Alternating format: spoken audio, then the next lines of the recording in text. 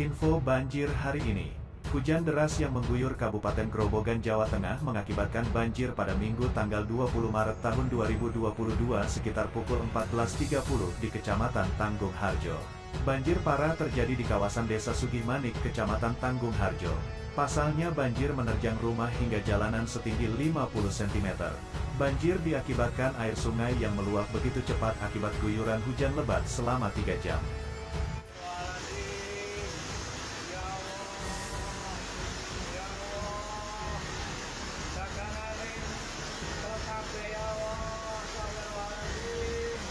Warga sekitar mengaku panik pasalnya sungai yang sebelumnya tidak pernah menimbulkan banjir itu tiba-tiba meluap dan menerjang jalanan hingga rumah-rumah warga.